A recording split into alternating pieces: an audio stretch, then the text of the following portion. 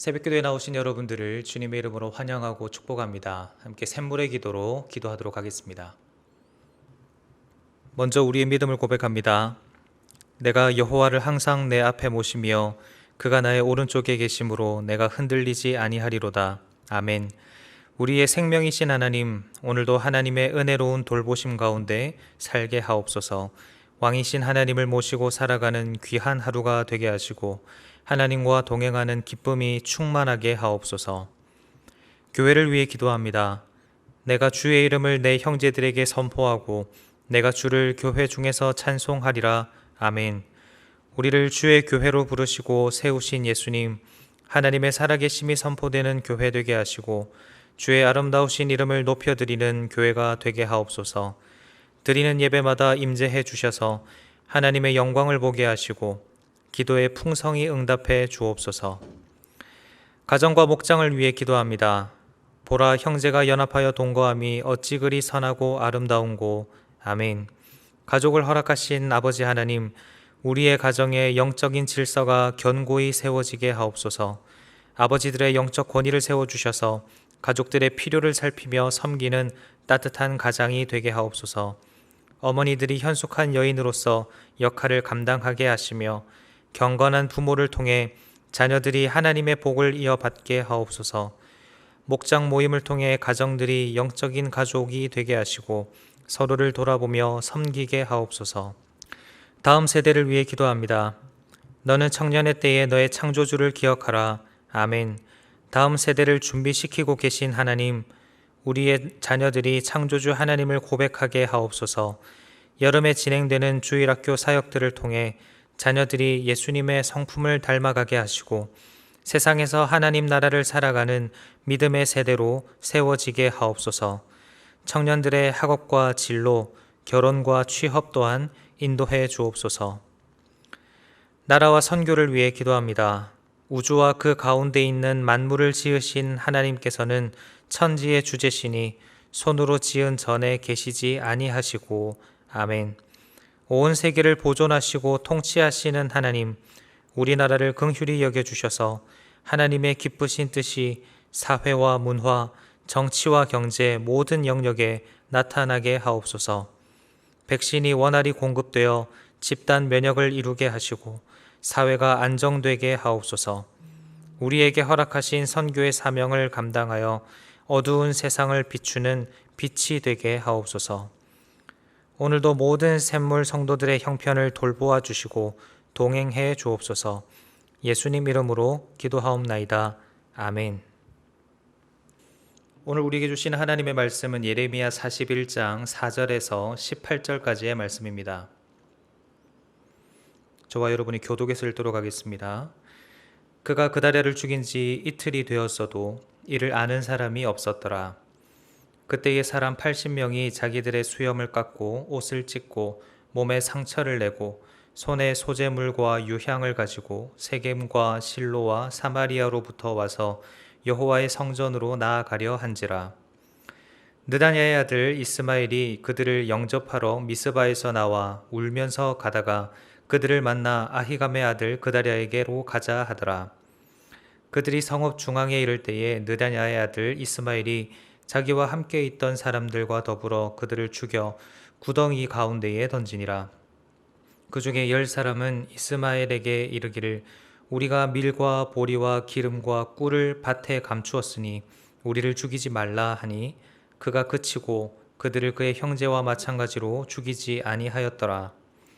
이스마엘이 그다랴에게 속한 사람들을 죽이고 그 시체를 던진 구덩이는 아사 왕이 이스라엘의 바아사 왕을 두려워하여 팠던 것이라.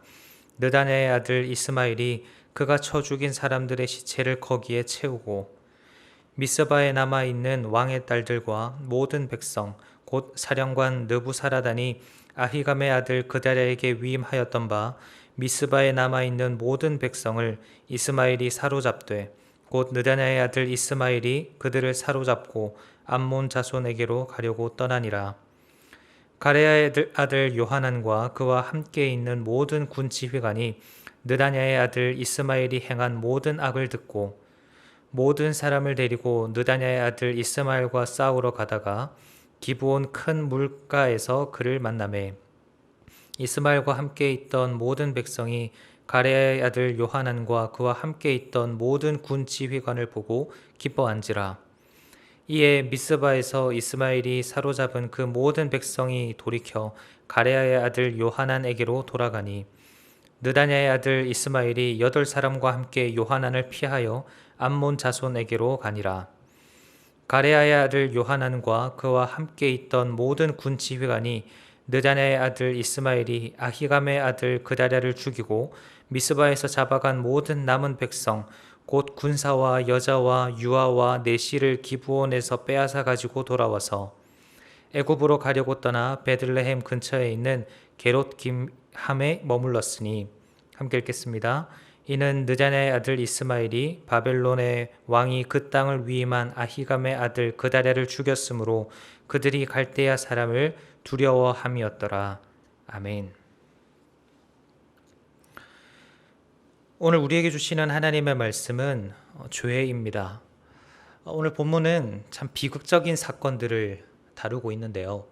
지난 본문에서 느다냐의 아들 이스마엘과 부하 10사람이 바벨론 왕이 총독으로 세운 그다랴를 죽였을 뿐만 아니라 그와 함께했던 모든 유다 백성들과 또 바벨론 군사들을 죽이는 사건이 일어났습니다.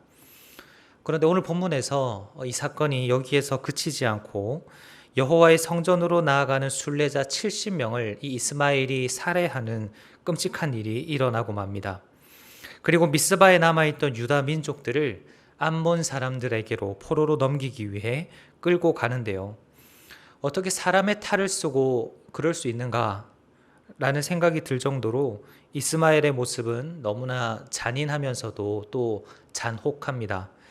이러한 사건들 가운데서 우리는 죄의 특성 몇 가지를 발견하게 되는데요.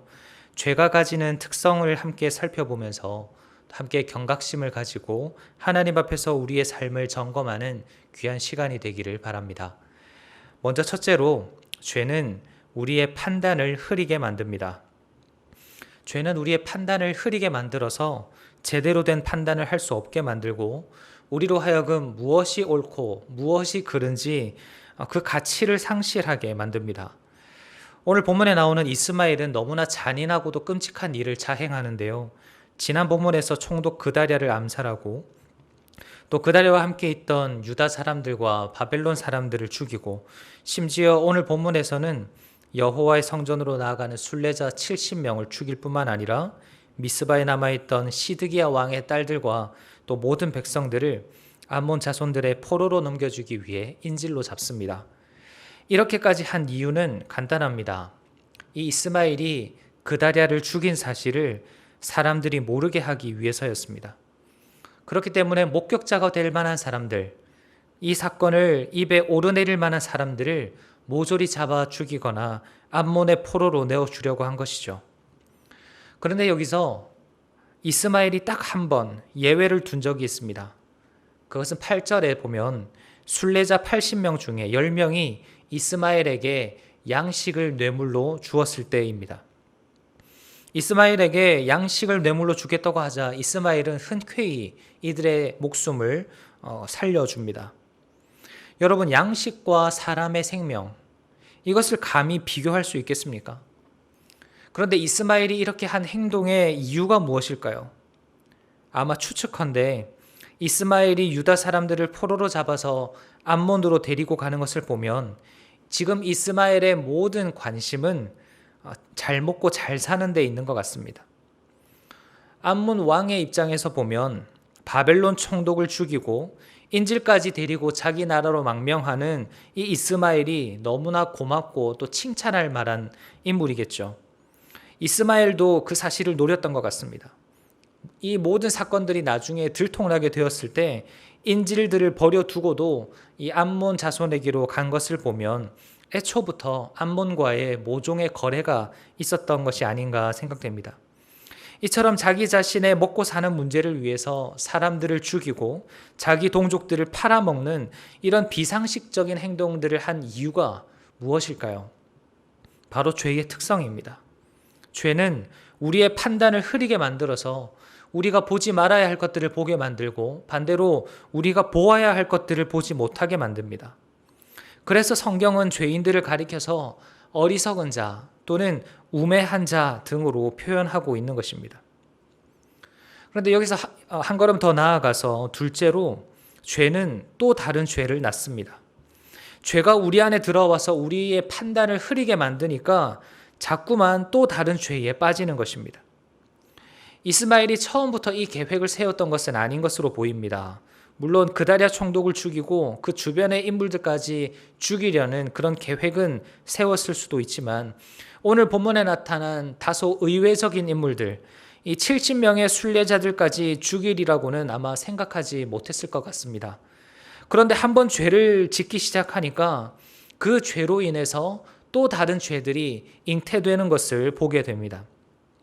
마치 다윗이 밧세바와의 죄를 감추기 위해서 충성스러운 부하 우리야를 죽이기까지 나아갔던 것처럼 죄는 또 다른 죄를 낳습니다.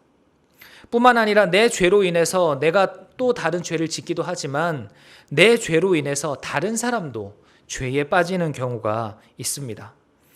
오늘 보면 11절 이후를 보면 요하난이라는 사람이 이스마엘의 이 악행을 듣고 이스마엘을 뒤쫓아가서 인질로 잡혀있던 사람들을 구해내는데요.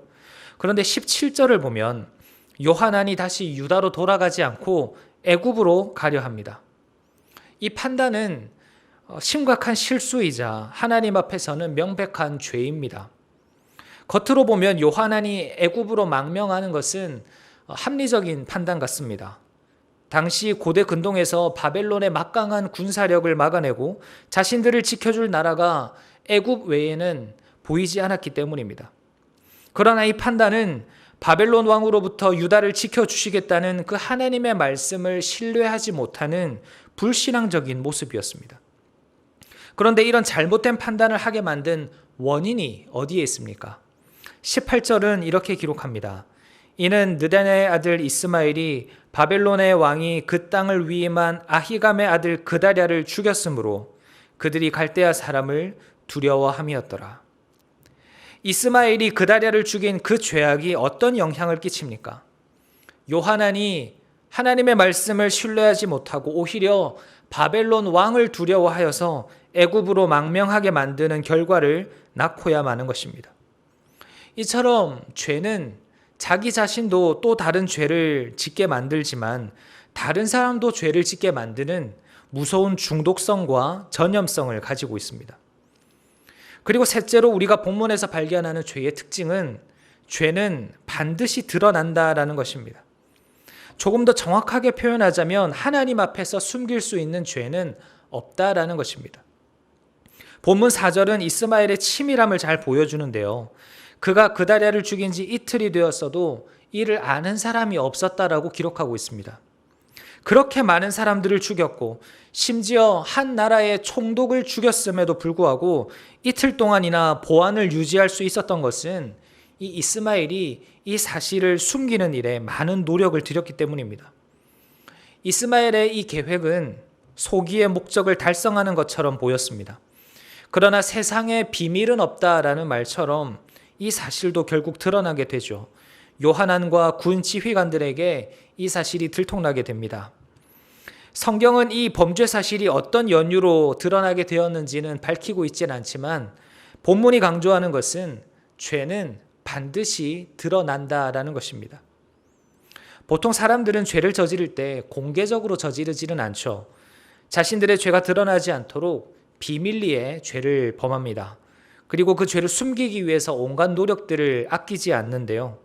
그러나 아무리 숨어서 지은 죄라고 하더라도 그리고 그것을 아무리 잘 덮는다고 할지라도 그 죄가 온전히 숨겨질 수는 없습니다. 반드시 그 모든 죄와 악은 드러나게 되어 있습니다. 왜냐하면 첫째로 하나님은 모든 것을 다 아시는 전지한 분이시고 또한 둘째로 죄는 반드시 심판하시는 하나님이 그 공의로우신 하나님이 계시기 때문입니다. 하나님은 우리의 죄를 모르시는 분이 아니죠. 아신다고 해도 눈 감아 주시는 분도 아니십니다. 하나님은 우리의 모든 죄를 다 아시고 그 모든 죄를 선악간에 심판하시는 분이십니다. 그렇기 때문에 하나님 앞에서 숨길 수 있는 것은 아무것도 없습니다. 사랑하는 성도님 여러분, 이 세 가지의 죄의 특성들을 통해서 우리가 깨달아야 할 것이 무엇일까요? 그것은 참된 죄의 해결은 오직 하나님 앞에서 회개하는 길밖에 없다는 것입니다. 참된 죄의 해결 방법은 오직 하나님 앞에서 회개하는 것밖에 없다는 것입니다. 이 죄의 힘이라는 것은 너무나도 커서 우리의 힘으로는 이 죄의 힘을 이길 수가 없습니다. 오히려 죄에 더 깊이 빠져서 더욱 혼미한 삶을 살아가게 되고 나뿐만 아니라 다른 사람들마저도 이 죄의 수렁에 빠지게 만듭니다. 그렇기 때문에 우리가 이 죄의 문제를 해결하기 위해서는 내가 뭔가 열심히 노력하려고 할 것이 아니라 하나님께로 가지고 나와야 합니다. 요한 1서 1장 9절은 이렇게 말씀합니다. 만일 우리가 우리 죄를 자백하면 그는 미쁘시고 의로우사 우리 죄를 사하시며 우리를 모든 불의에서 깨끗하게 하실 것입니다. 그렇습니다, 여러분. 우리가 우리의 죄를 스스로 해결하는 것이 아니라 하나님 앞에서 정직하게 자백하고 우리의 모든 죄를 고백하면 미쁘시고 의로우신 하나님께서 우리의 죄를 들으시고 그 죄를 사하시고 깨끗하게 해 주실 것입니다. 혹 우리 가운데 이 죄의 문제로 어려워하거나 힘들어 하시는 분이 계십니까? 죄의 문제는 내 힘으로 해결되는 것이 아닙니다. 하나님 앞으로 가지고 나오시기를 바랍니다. 이러한 차원에서 제가 오늘 설교 제목을 병은 의사에게, 죄는 하나님께 라고 지어봤는데요. 우리가 병에 걸렸을 때 의사를 찾아가고 병원에 찾아가는 이유가 무엇입니까? 그 의사에게 그 병을 고칠 수 있는 지식과 능력이 있다라는 것을 알기 때문이죠. 마찬가지입니다. 우리에게 너무나 큰 죄의 문제, 도저히 끊을 수 없는 그 죄의 문제가 있다면 이 죄의 모든 것들을 해결해 주실 수 있는, 이 모든 죄의 문제를 해결해 주실 수 있는 하나님께로 이 죄를 가지고 가시기를 바랍니다. 우리를 혼미하게 하고 더 큰 죄를 유발하는 우리 안에 있는 이 모든 죄의 문제를 우리 하나님은 깨끗하게 해 주실 것입니다. 사랑하는 성도님 여러분, 오늘 본문의 이스마엘이 만약 하나님 앞으로 나아갔다면 이 이후의 역사는 어떻게 되었을까요? 아마 상당히 많은 부분이 달라졌을 거라고 생각합니다. 여러분, 우리의 힘으로 이 죄의 문제를 해결하려고 애쓰지 마시고 잠잠히 기도로 하나님 앞으로 나아가시기를 바랍니다. 오늘 하루도 이 미쁘시고 의로우신 하나님으로 인해서 죄의 문제에서 벗어나 참된 자유와 기쁨을 누리며 살아가시는 저와 여러분 되시기를 주님의 이름으로 축원합니다. 말씀을 생각하시면서 함께 기도하실 때 오늘은 우리 안에 있는 그 죄의 문제를 솔직하게 하나님 앞에 고백하며 또 간절히 기도하는 시간을 가졌으면 좋겠습니다. 그리고 각자가 가지고 계신 기도의 제목들을 두고 함께 이 시간 기도하도록 하겠습니다. 기도하겠습니다.